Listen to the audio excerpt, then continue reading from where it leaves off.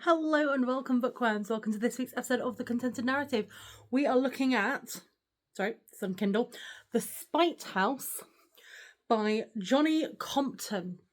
Now, I read this book because it was part of a Goodreads challenge, and it was one of the little sort of like bookmarks that you could get. I can't remember which bookmark it was, so if you guys want to leave it below in the comment which bookmark it was that got this, please obviously let me know. That'd be great. But yeah, so essentially the premise is that you've got this dad and two daughters that are on the run, okay? And we don't really find out why they're on the run until right at the end of the book. But they're on the run anyway, and he's getting a bit desperate for cash and he needs the funds. So basically what he then ends up doing is he sees this advertisement for the Spite House.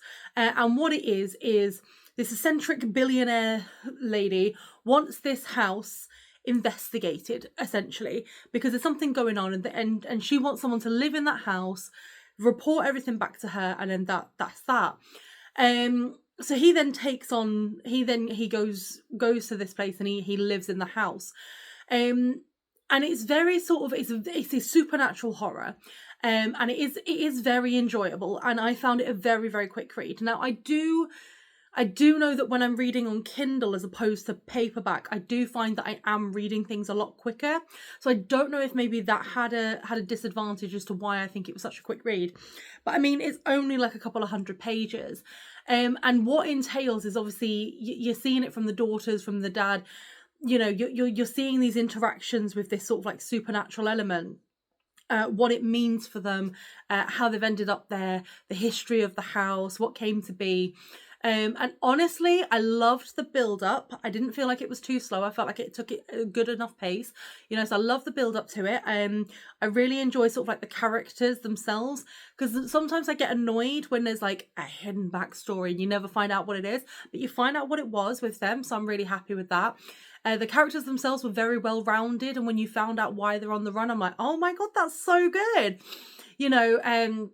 Like, you understand the motivations, the way that they're interacting is really, really good. I feel like everything was written really well, and it concluded the story, but it left stuff open should there be another book. And that always annoys me, and you know how I feel about that. Because for me, I'm like, right, okay, well, I've read the story. I need it concluding. And it did conclude, and it was finished, but it was also like, has it really concluded though? And obviously I don't discuss endings, but I think that's the only thing that kind of let me down with that, because I was thoroughly enjoying it. I was really hooked. I love a good supernatural tale. It was reminiscent of sort of like early Stephen King thriller kind of like supernatural, as opposed to like bloody gore. There was a bit where they were describing sort of like the previous tenants, and they turned around and went, oh yeah, so when the wife was leaving, she said that she was leaving herself behind, and then it's like she was being torn in two as she left over the threshold. And I honestly, it's the way that it was described, it's the way that the characters were introduced.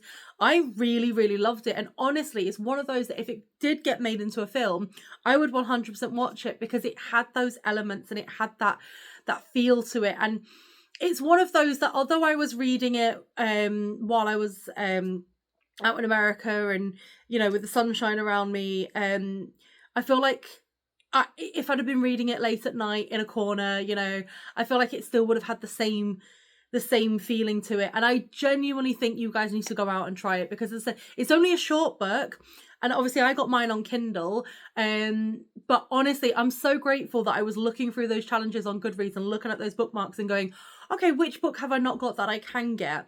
And when I saw that one, and I was like, I'll give it a go, it sounds all right. And I'm so glad I did, because it was such an enjoyable read. And as I said, it would have scored higher, and I probably would have considered it a lot better had the ending not been a little bit ambiguous as to what was really happening.